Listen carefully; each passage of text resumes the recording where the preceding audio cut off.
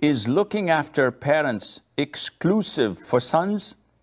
If the husband or in-laws of the daughters do not permit them to bring their parents at the daughter's home, what should the daughters do? Can they go against their husband's will and bring home their mother if sons are unwilling to keep their old mother? Abrar, the responsibility of the parents is not exclusive to a gender. It is to be shared equally by all their offspring.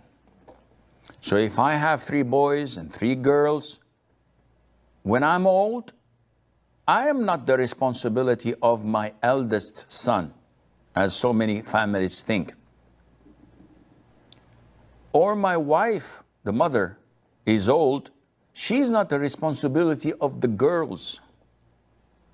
Rather, all of my children share my responsibility. Having said that, my son is not obliged to take me in his house, because if his wife says, no, I do not want to serve your father, and it's not my responsibility to do so, and I'd like to have my privacy in my own home, this is her God-given right.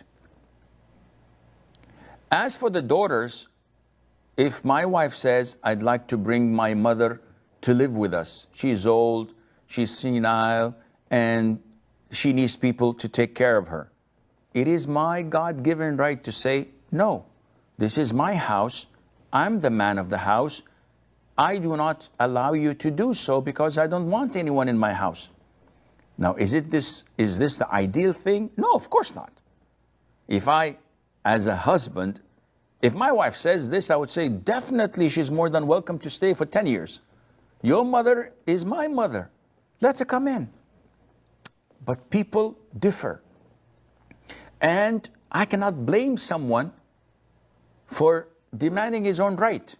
So as a girl, as a wife, you have no right in allowing or admitting anyone to enter your husband's house without his permission, let alone stay long term. He has all the right to do so. Now, your in-laws have no say in this, but most likely you are living in their homes. So again, you cannot do that without their permission, and most likely they would not permit this because you're living with them. So how would they introduce someone who's non-mahram to them and a total stranger and a burden to their house? This is not logical. Having said that, the responsibility lies among them all. They should contribute financially to get a decent home for their parents, for the mother, for the father, with an adequate servant that would serve them, take care of them to the best of their ability. Now, this is a shared responsibility, but let us assume that the 3 boys are evil. They're not willing to contribute a penny, and they're not willing to take care of their old father or mother.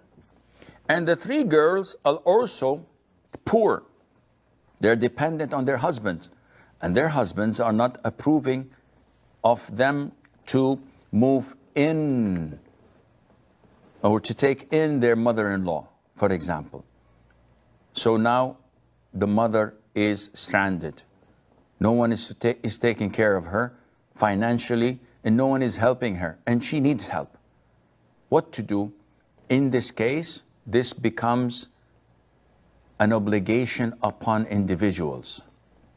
So if 2 of the girls, for example, refuse, and 3 of the boys totally refuse, and you are the only girl, Abrar, who is caring for her mom, you tried everything in your possession to care for her and allocate a place for a decent remaining days of her life to be spent in. But without a veil. In this case, it becomes an obligation upon you. Even if you have to divorce your husband and take care of your mother, this is a must. Because this responsibility cannot be shared by anyone else. No one is willing to take the responsibility except you. And you know the great punishment awaiting for those who fail and the great reward awaiting those who do. In this case, it becomes an obligation upon you, and Allah knows best.